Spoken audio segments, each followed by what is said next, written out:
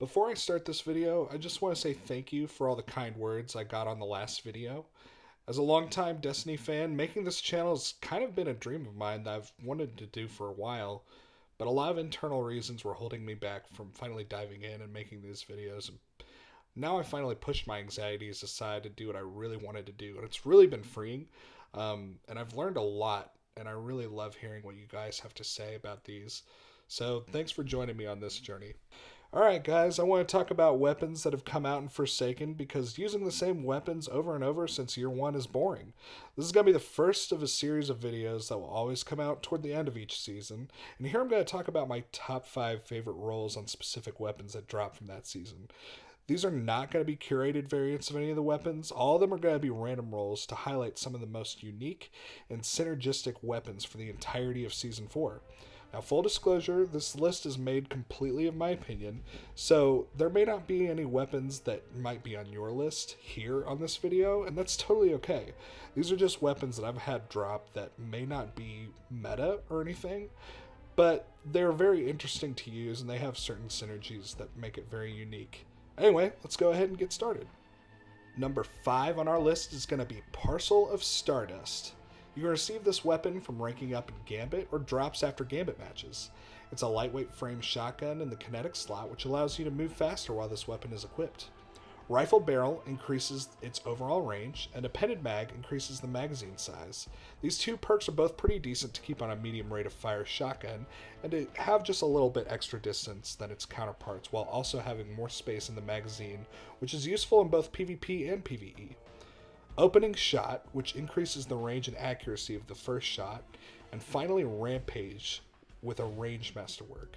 This weapon might not be entirely flashy, but it is a workhorse. It's fairly reliable if you're just goofing around in any activity, and if I want to focus on my primary weapon in the energy slot, I'd pair it with maybe a pulse rifle if I have an option for ranged engagements. In PvE, this weapon is solid for stringing kills together and dumping your Rampage stack 3 bullets into majors toward the end of your magazine. Personally, I slapped a backup mag on it to increase its magazine even further. If you haven't tried this weapon, or maybe you have one laying around in your vault, go ahead and pick this weapon up. Give it a try, because it could surprise you, especially if you have a decent roll on it. Next up on our list is going to be our first sniper, the Fate Cries Foul. This weapon can drop from rank up packages from Shaxx or after Crucible matches. I actually talked about this sniper in my last video, but now you can actually see it in action.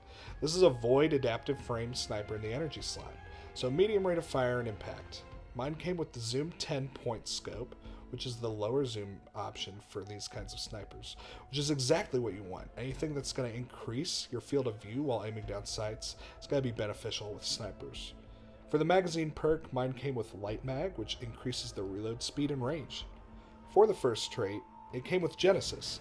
Breaking the combatant's shield fills its magazines from reserves, and matching the elemental type regenerates the ammo used. And the final trait is going to be Dragonfly. Precision kills cause an elemental explosion. This sniper is very interesting, for strikes specifically that include lots of void shields, like any of the Taken strikes especially.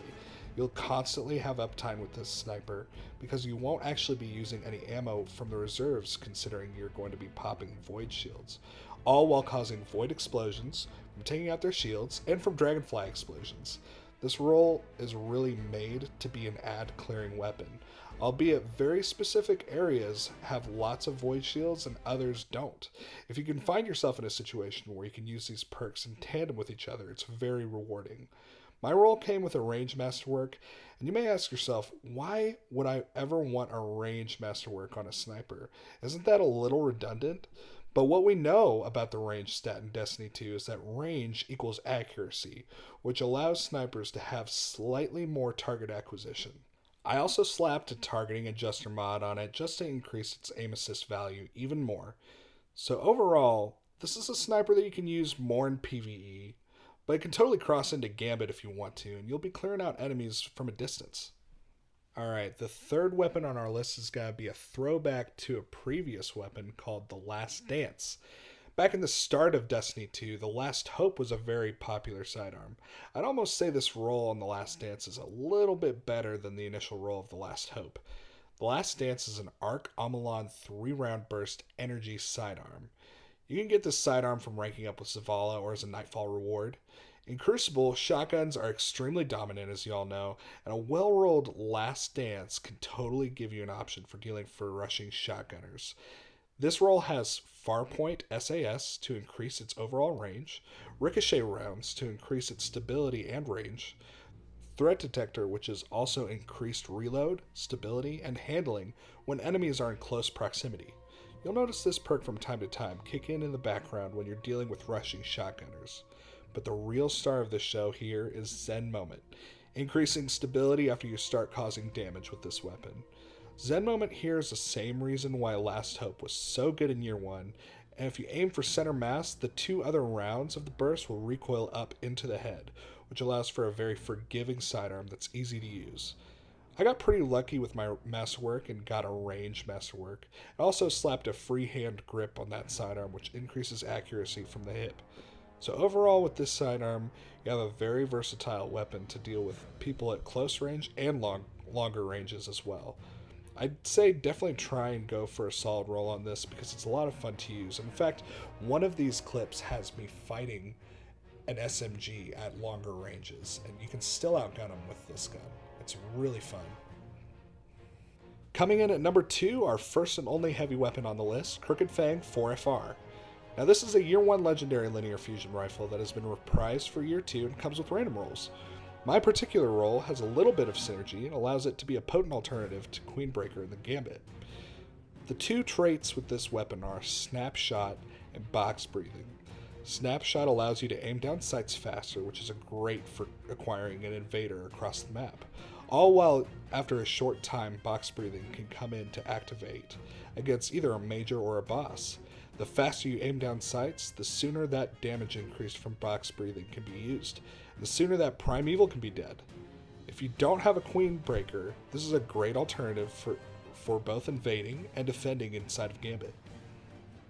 My number 1 favorite random rolled weapon that I got this season is Chattering Bone. This is a solid kinetic pulse rifle that you can receive as a drop from the new Last Wish raid. This pulse has generally very good stats, except for range, so the roll that I want to show you guys here is to remedy that one weakness it has, to make it a great option in both PvE and PvP. For the barrel option, I went with full bore to increase that range as much as we can. We also came with ricochet rounds, which as we know increases range and stability. For one of the traits, it came with Rangefinder, which is an excellent perk to come on this pulse. It increases the zoom magnification of the sights, which effectively also increases the range of where the damage fall off occurs, while also making the weapon feel a little bit more sticky, especially here on console. To round out this final perk, it dropped with Rampage, which is a solid perk in PvE, and certainly helps in PvP from time to time. I decided to put a counterbalance stock mod on it to increase its stability and maxed out its range masterwork. This perk combination makes the Chattering Bone potent in any activity you bring it into. And that's going to bring us to the end of our list in Season 4. After a season of experiencing it, I gotta say I really think random rolls is a great way to make each drop feel really exciting. My list of favorite random rolls could be totally different from yours. I'd love to hear from you guys down in the comments below. Maybe you have a really great weapon that you think people are sleeping on. Maybe I ought to start grinding for one of those weapons you think are great. Really quick before I go, I just wanted to let you guys know what you can expect from this channel. I'm going to have at least 2 videos releasing every single week, every Wednesday and Saturday, and soon I'll be streaming after videos get published. Honestly, I'm working on my stream setup right now to give you guys a quality experience, so it might be a few weeks before those streams actually get started, so I'll definitely let you know when that changes. If you want to get in touch with me, the absolute best place to do that is on Twitter. You can follow Stare in the Sun, but the link is going to be down below in the description.